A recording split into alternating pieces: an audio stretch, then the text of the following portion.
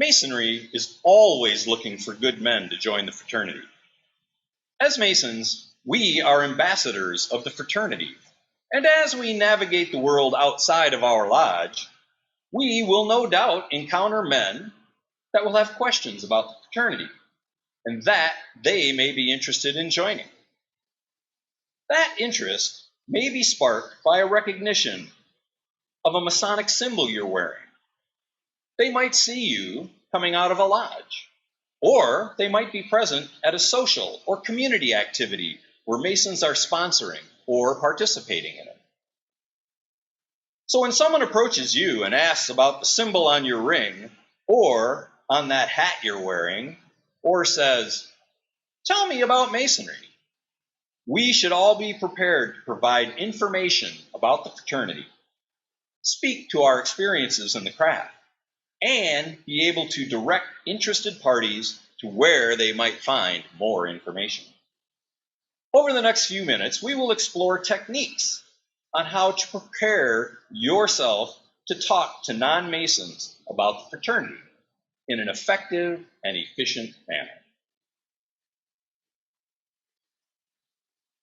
There are many visible signs we wear or use which identify us as Masons.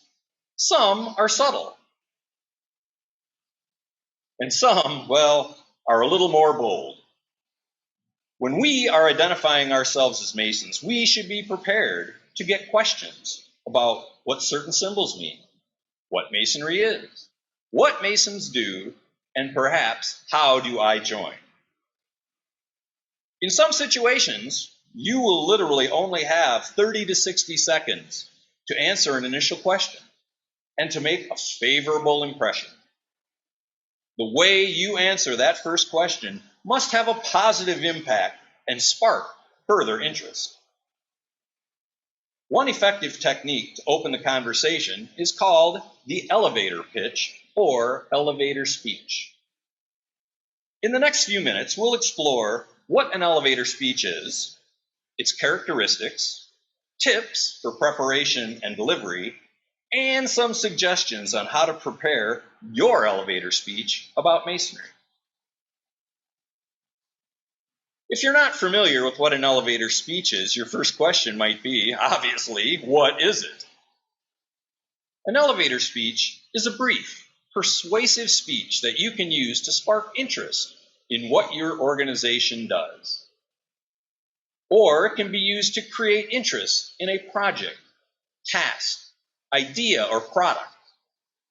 It needs to be succinct while conveying important information and generate interest. Let's examine the characteristics of a good elevator speech. First off, remember, it is not a sales pitch. It organizes your thoughts. It's not a rambling stream of consciousness or disjoint thoughts. It follows a logical progression from the introduction to the main point or theme and the closing. It should stay focused on the message you're trying to convey and may speak to topics like the goals and objectives of your organization, what it does in a community, and your role in it. It is focused on a specific or target audience, which is in our case men that are not already Masons. With only 30 to 60 seconds to deliver it, a good mantra is, be brief, be brilliant, and be gone.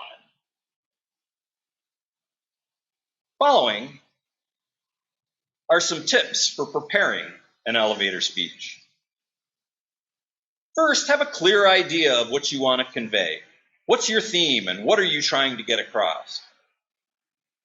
Research and become an expert on your topic. If your initial speech is effective, anticipate questions and be ready to explain or provide additional details. Know your unique position on the topic and speak to your experiences. Organize your thoughts and tell the story or make a point. Here are some tips for effective delivery. Memorize what you want to say. Practice saying it out loud. Time how long it takes to deliver it, and try to keep it under a minute. Speak slowly and clearly. Be conversational. Don't forget to smile. Let your passion and enthusiasm show. Practice, practice, practice. And be prepared to tweak your content and modify your delivery to match your audience or the particular situation.